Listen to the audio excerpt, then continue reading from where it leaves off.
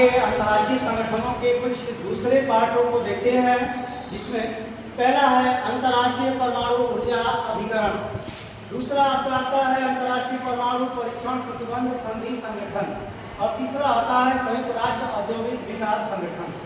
इन सभी में इन तीनों को एक साथ पकड़ने का प्रयास करिएगा। सबसे पहले पकड़िएगा कि जिसमें परमाणु लगेगा वो आप एक ही जगह होगा, और परमाणु के द्वारा ही उद्योग धंधा स्थापित किया जा रहा है। ये सब कहाँ होगा? वियना में होगा। ठीक है, ये कहाँ होगा?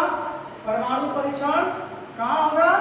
वियना में होगा। वियना जो पड़ता है ऑस्ट्रिया की देश राजधानी, ऑस्ट्रिया देश की राजधानी वियना में है, जिसे हम आमतौर पर हम ये कह सकते हैं कि इन तीनों का संगठन का मुख्यालय कहाँ है? वियना में है। अगला चलते हैं पर्यटन। पर्यटन को, विश्व पर्यटन संगठन को याद करने का तरीका में यह देखें, पर्यटन का मतलब होता है घूमना। घूमने के लिए हमें बहुत बड़ा मैदान चाहिए, मैदान चाहिए, मैड्रिड, ऐसे पकड़ ले। अगला आता है अंतर्राष्ट्रीय और समुद्री व्यापार संगठन। जब हम समुद्र के द्वारा व्यापार करते हैं तो कहीं न कहीं उन सामानों को हम लादते हैं, लादने का काम करते हैं, अर्थात लंदन।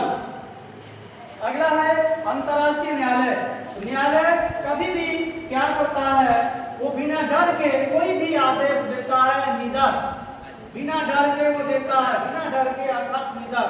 और न्यायालय में जब किसी को भी सजा दिया जाता है तो उसको टांग दिया जाता है, हैंग किया जाता है, फांसी पर लटका दिया जाता है।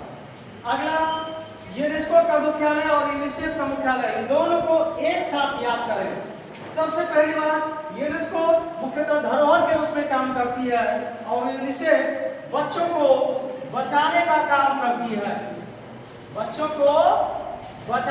करती है, तो यूनिसेफ में सेफ, किसको सेव करोगे आप? बच्चों को। तो ये जो है आपका, उन बच्चों को बचाओगे और उनको न्यू ड्रेस देते हैं, तो न्यू को याद रखोगे। और बच गया यूनेस्को में एक मात्रा, अर्थात जिसमें एक का शुरुआत होगा पेरिस, पहले ही मिल जाएगा एक मात्रा।